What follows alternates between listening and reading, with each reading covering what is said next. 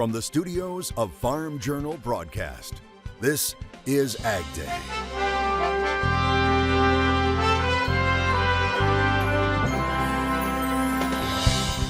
A trip to wine country. Cheers. Cheers. Thanks for coming. Cheers. What has this family-owned vineyard leading the field? Stopping a strike. We're about to do something where Congress will forever be settling the disputes through congressional action. The latest is the Senate faces a big decision regarding a looming walkout by thousands of railroad workers. And the levels are released. It allows us to kind of continue from an industry standpoint constructively. What does the future hold for the potential of ethanol production in U.S. corn producers? We'll break it down right now on AgDay. Good morning, I'm Michelle Rook. Clinton is on assignment. The EPA is giving ethanol and biofuels production a boost over the next 3 years. The agency releasing its long-awaited proposed blending requirements. Here's a look at the key numbers. EPA's proposal calls for overall blending mandates of 20.82 billion gallons next year and then a billion more over that number in 2024, followed by more than 22.5 billion in 2025. Looking specifically at corn-based ethanol, the volumes would be set at 15 billion in 2023, but EPA is adding a supplemental volume of 250 million gallons to address a 2017 court decision in a case brought by biofuels groups. It's then set at 15.25 billion for both 2024 and 2025. EPA would also modestly boost biomass-based diesel over the next 3 years, but there is no carve-out for renewable diesel. Included in the plan, an effort to encourage the use of renewable natural gas to power electric vehicles. All in all, the plan is considered a big win for the ethanol industry. I think, that's a minimum from kind of moving ahead that allows corn ethanol production in the U.S. to kind of be fully included within the renewable fuel standard in 23, 24, and 25.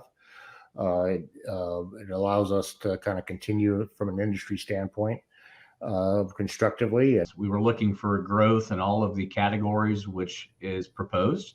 We were looking for some multi-year certainty under the RFS, which is there. Meanwhile, officials with the Clean Fuels Alliance America say the RFS proposal woefully underestimates biomass-based diesel, adding the proposed volumes are below existing production, undercutting investments in new capacity.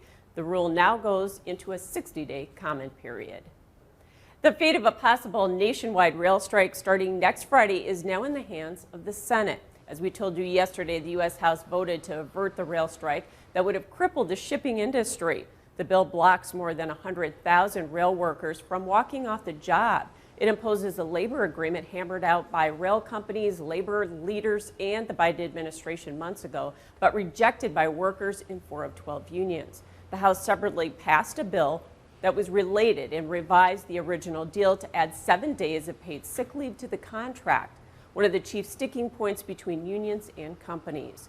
But only 3 Republicans voted for the sick leave measure in the House, which signals hurdles in getting enough GOP support in the Senate to pass. The Senate could choose to go along with the change or ignore it without affecting the original legislation. So one legitimate question is being asked now, are we about to do something where Congress will forever be settling the disputes through congressional action? I think that's a bad precedent and something that resonates with me. I talked to Chuck Schumer this morning about it, and he's still waiting for a sign from Senator McConnell that he's ready for us to call this measure. It takes bipartisanship to get to the measure. It takes bipartisanship to pass it.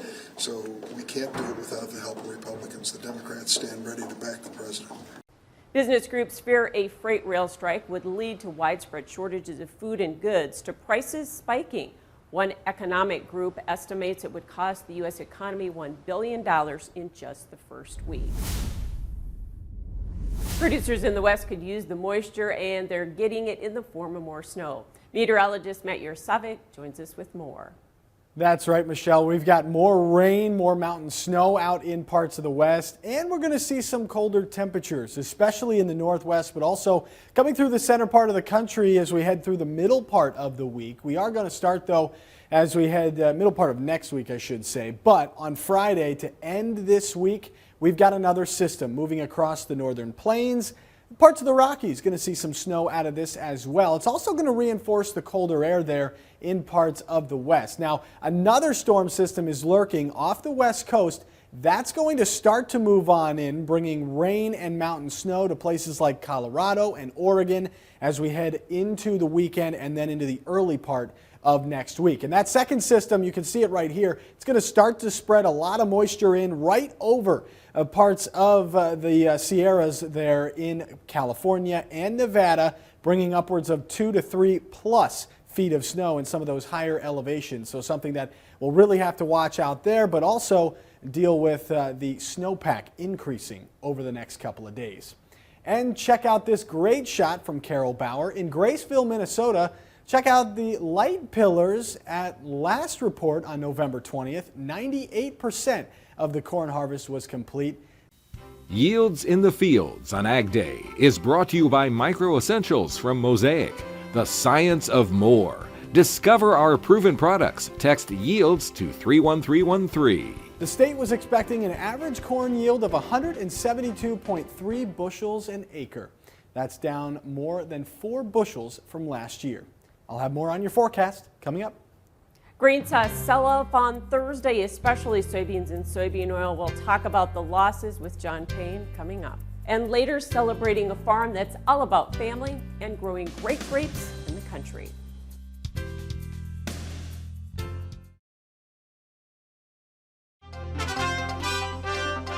USDA revising its farm sector profits forecast for this year. It's predicting that net cash farm income could hit a record. Take a look at this new chart from the Economic Research Service. Net cash farm income minus cash expenses are expected to be almost $188 billion. The total would be the highest on record with inflation adjusted. That's more than a 19% increase over last year. And look at the net farm income. It's forecasted to increase by more than $10 billion to over $160 billion. That's the highest since 1973 after adjusting for inflation. Net farm income is a broader measure of profitability. Both cash receipts and expenses are forecast to increase, with cash receipts at their highest level on record, but expenses cutting into some of that, increasing almost 12%, along with direct government payments to farmers down 40% from last year. A down day in the grains on Thursday. John Payne is joining us with analysis, and especially soybeans and soybean oil imploding, it looked like after the RFS announcement. Yeah, that was one, I think, that disappointed the market to a certain degree. You know, the demand, the numbers that were expected out of the RFS were expected to match demand, match the capacity. And at this point, the capacity for the amount of supply that they want to blend is going to be well above what demand is right now. So that should leave some excess supply around. And in the case of soybean oil, it's the most expensive edible oil on the market by about 10%. So today we probably halved that, but there's still quite a bit more to go if the U.S. wants to begin to export any of this bean oil.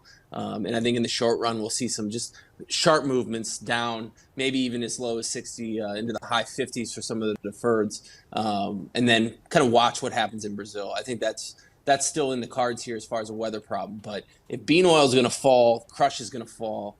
And if meal isn't there to kind of hold the line, which today it did to a certain degree, but I think that was more of a flip of the oil share. I think there could be some pain to come here in the beans in the short run if Brazil has a good crop. Right now, it looks like they do. And soybeans kind of pulled corn and wheat down, but they also had poor exports, which started them off on a bad note on Thursday too, right? Yeah, really, there isn't much to talk about when it comes to U.S. export business. It's decent for the livestock markets, but it's not really very good for anything else that gets tracked. So soybean oil, 5-year lows, wheat 5-year lows, corn below 5-year lows. In the case of beans, we've had some good purchases, but really all of that's coming from Mexico. That's at least leaving the country right now. So again, I think to get the market to trade north of 15 into that 15.5 range, we need to see a weather problem in Brazil. And right now, there really isn't anything in the cards to project that. So you've got longs covering here, and a specific amount of trade kind of tied up in the long biodiesel story, and that could take a couple of days to wash out, maybe even a little longer. All right, thanks for joining us, John Payne. We have more Ag Day coming up. To find John's newsletter, This Week in Grain and Oilseeds, head over to www.thisweekingrain.com. AgDay is brought to you by Germinator Closing Wheels. Germinator Closing Wheels provide quicker emergence and are more consistent in dry conditions than any other closing wheels. Order 12 to 16 rows today and qualify for free shipping or 20% off an end zone moisture management package.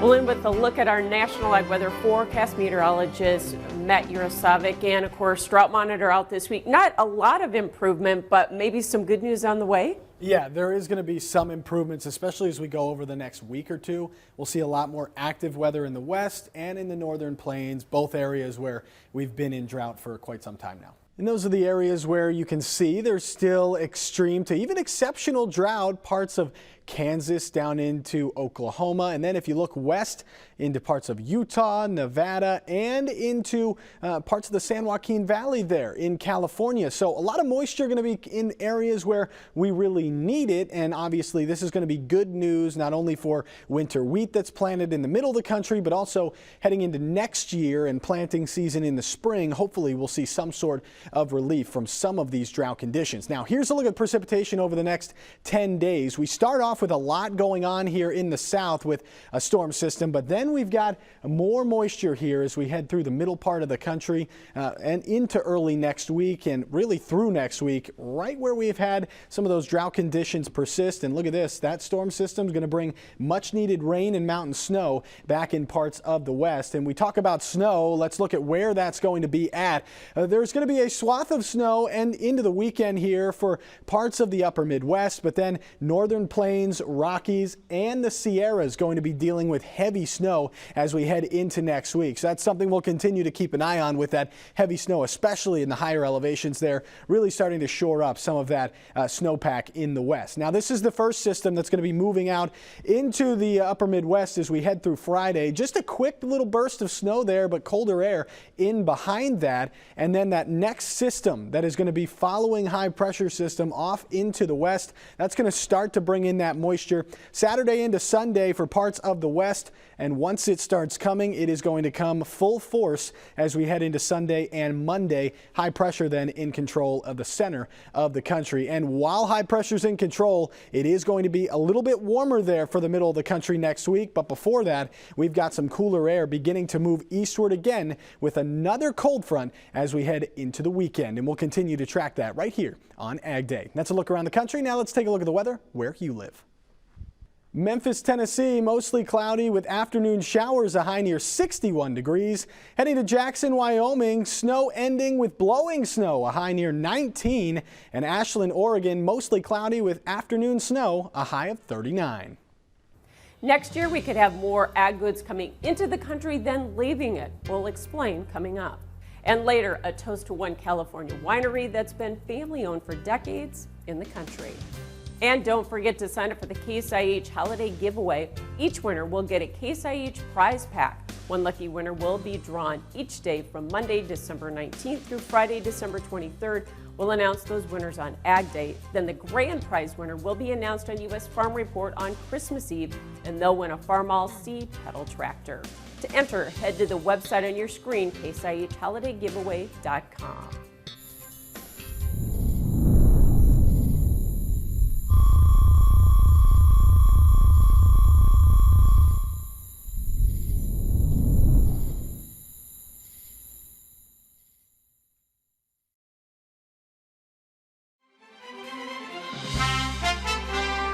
A strong dollar is expected to slow U.S. farm exports while at the same time increasing imports next year. That's according to a new USDA Trade Outlook report. It's projecting imports at $199 billion, a new record high. That's up $2 billion from the August forecast and up $5 billion from imports for this year. Experts say the increase is largely driven by higher imports of horticultural products, sugar, and tropical products, along with grain and feed products. All these commodities are priced in dollars on a global market, so the stronger the dollar is relative to other commodities, more of a headwind that presents. Meanwhile, exports for 2023 are projected at $190 billion. That's down $3.5 billion from the August forecast and $6.4 billion off of fiscal year 2022. A new study claims the world's biggest meat and dairy companies emit more methane than countries such as Russia, Canada, Australia, and Germany. The study coming from a group called the Institute for Agriculture and Trade Policy. It claims methane emissions, when combined for the 15 companies it studied, are responsible for 3.4% of global methane emissions from human activity and 11% of total global livestock emissions. The companies include JBS, Tyson, and the Dairy Farmers of America. The report says the methane footprint of JBS is greater than that of Italy, Spain, and the UK combined. We asked Jamie Yonker of the National Milk Producers Federation for comment. He pointed to the study's own disclaimer, which says any potential interpretation of the report as making an allegation against a specific company would be misleading and incorrect. He added, quote, the U.S. dairy industry stands behind science-based analysis, including the 2013 peer-reviewed life cycle analysis, which found dairy to be about 2% of the total U.S. greenhouse gas emissions. A 2019 FAO report determined that despite increasing milk production, overall greenhouse gas emissions declined in the North American dairy sector, end quote. In 2020, the U.S. dairy industry announced a goal to be greenhouse gas neutral by 2050, and Yonker says it is poised to meet that goal. Farming is much more than just about corn, soybeans, and livestock. Coming up, we head to California's wine country and an amazing family-owned vineyard next.